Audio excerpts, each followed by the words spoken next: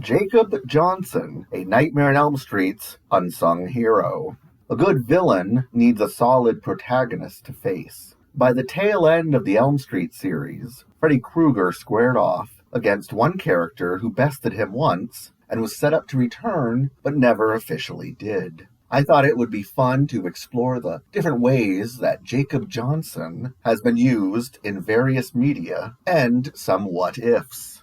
We start off in 1988 when Alice Johnson inherits Kristen Parker's dream powers and starts dating jock Dan Jordan. They defeat Freddy after he kills the last of the Elm Street kids. R.I.P. Joey Kincaid and Kristen. The following year, Alice is pregnant with Dan's son when they graduate from Springwood High School. Freddy plans on rebirthing himself through their unborn child. Dan is among Freddy's victims when he makes it look like Dan crashed his truck on the highway after falling asleep. Fetus Jacob is tempted into following in Freddy's footsteps before he realizes the error of his ways and joins Alice in banishing Freddy with the help of Freddy's mother. Jacob is born several months later, and this is when our timelines diverge. Jacob was originally set to appear in the follow-up and features as the protagonist in the Unproduced, A Nightmare on Elm Street 6 screenplay. He is described as a dirty blonde 16-year-old. I used Breckin Meyer as a model here because he was cast in the eventual film as a different character, but he resembles how Jacob is described in the script, so it makes sense that he could have played this role had the project continued. In the script, Jacob is kicked out of Springwood after Alice's death. She does appear in Jacob's nightmares, and he winds up in a foster home with several troubled teens in a nearby town. Freddy is able to pull Jacob and the other teens through him into a nightmarish Springwood filled with mutants. Meanwhile, Freddy is being fought by the Dream Police, Blade Cop, Sound Cop, and Power Cop, who are the souls of Taryn, Joey, and Kincaid from parts 3 and 4, based on their Dream Warrior powers.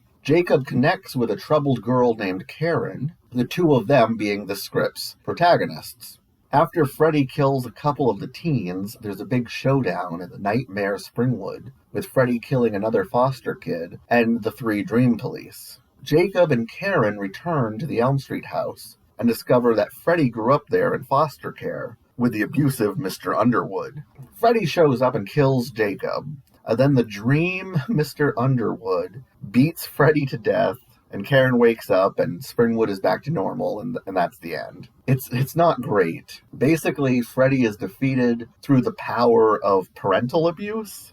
The script is rough, and it's unfair to judge it because the writers only wrote one draft, knew it wouldn't work as is, and then the project pivoted. Had they continued down this road, the script would have been polished. If you're familiar with Freddy's Dead, you'll recognize several of the elements were carried forward, which brings us to the second version of Jacob. A popular fan theory reading of Freddy's Dead, The Final Nightmare, is that John Doe is Jacob Johnson. In the film, he has amnesia and is the last teenager left in Springwood, so Freddy uses him to find Freddy's child. After John learns about Freddy, he believes he is Freddy's secret son, although his age doesn't line up. And then Freddy kills him because John put him in contact with his real child, Maggie. John's identity is presented as a mystery, but he's really a red herring and there's no solution. If he is Jacob, it would explain why he feels such a strong parental draw to Freddy due to what happened in Dream Child, and why Freddy saves him for last. It also solves a plot hole because characters are suddenly able to appear in each other's dreams, which is a unique power up until this point. But Jacob could have inherited it through Alice. It also would explain why they set the movie in the near future, a holdover from the earlier script so that Jacob could mature. This also continues the pattern of protagonists appearing and dying in future segments.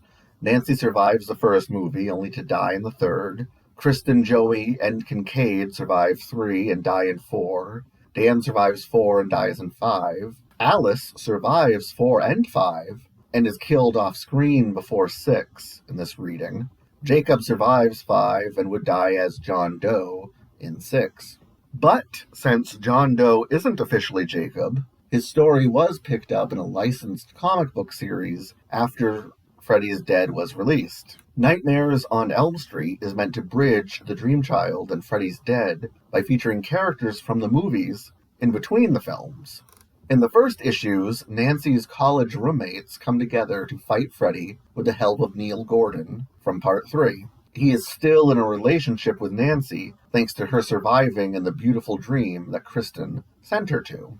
In the next few issues, set a few years later, Neil is in a coma following a car crash, and Alice and Jacob return to Springwood following her father's death. This Jacob is only 7 years old and is a quiet, creepy kid. The comic features Yvonne from Dream Child as a nurse, caring for Neil, as well as Nancy connecting with Freddy's victims to attack him. It's not the same as the Dream Police concept from the original Freddy's Dead script, but it's close to it. This ends with Dan's spirit inhabiting Neil's body to be a family again with Alice and Jacob, which is pretty wacky.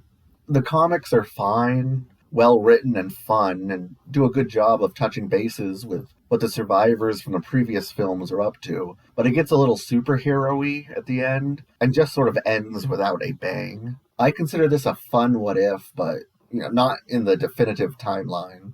In the early 2000s, game company Black Flame put out a series of novels set sometime after Freddy vs. Jason. In Perchance to Dream, we catch up with a new version of Jacob. In this timeline, Alice died being ridiculed as a lunatic, raving about Freddy, and Jacob has been placed in a mental health asylum.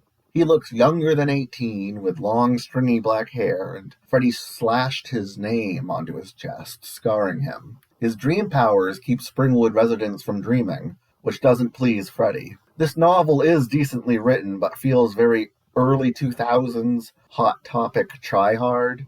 It's gothy and extra emo, but it is still worth a read. And yes, I realized that my fan art of Miko Hughes with long hair as Jacob looks like someone cosplaying James Franco as Tommy Wiseau. But I went with Miko Hughes as a model because he looks like the part, keeping with his Uncle Rick from Part 5 as being a short brunette. And I'll touch on the Miko Hughes connection later.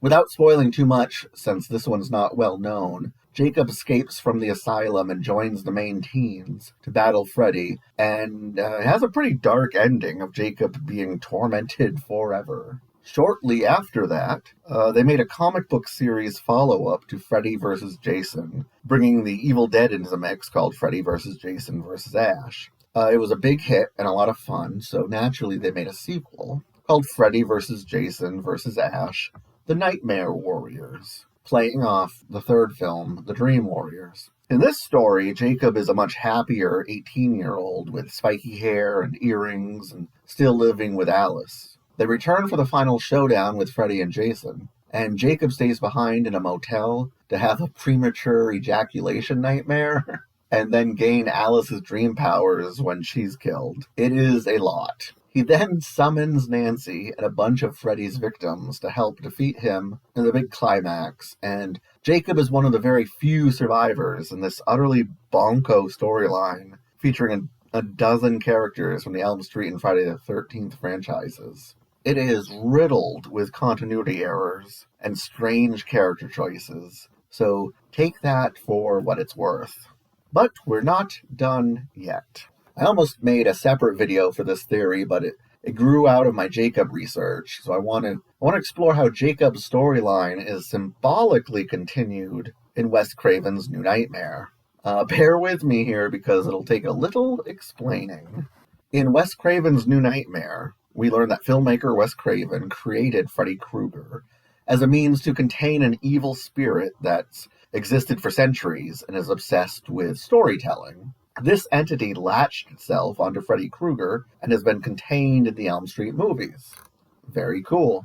But now that the movie series is over, the entity is returning to the real world. Years after defeating Freddy for the second time on film, Heather is living with her husband and 6-year-old son, Dylan. After Freddy kills 2 of her friends, he targets Dylan, who learns about his mother's connection to Freddy.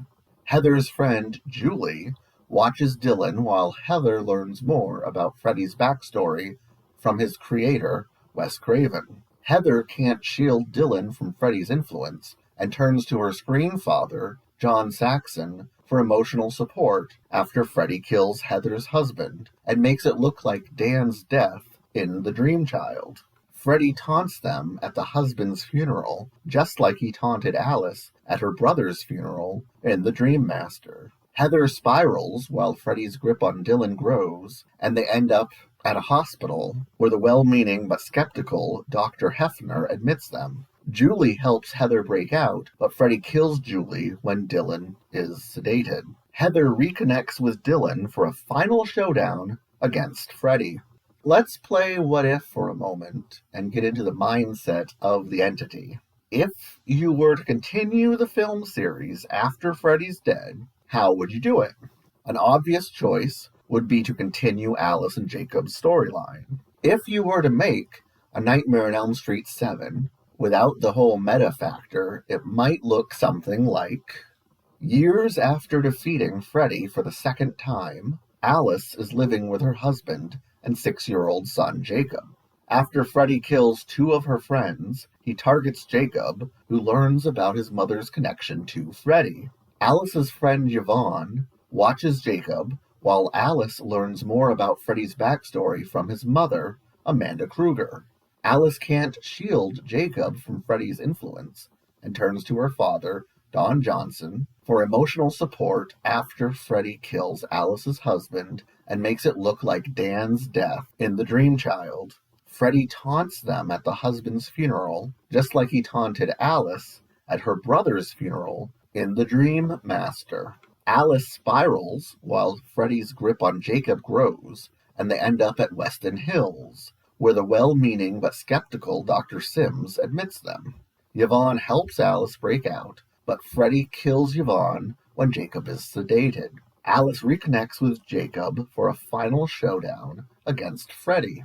If we look at what Jacob's character represents, it's the idea of one of the Elm Street final girls having a son who's traumatized by his family's history fighting Freddy, and how such a damaged man might deal with him. That character has been brought to life in the fan film Dylan's New Nightmare, which follows Dylan roughly 30 years later. If this weren't in the meta world, it would be no problem to visualize Dylan as Jacob, now grown up but still dealing with his childhood trauma. Especially consider that Freddy is able to kill in the real world when Dylan dreams, just as he's able to do so when fetus Jacob dreams in the movies. In conclusion, and to help my neurotic FOMO, I've decided that looking at each potential appearance of Jacob, even a fan theory, meta connections, and everything, that Dylan works as a perfect cipher for the character.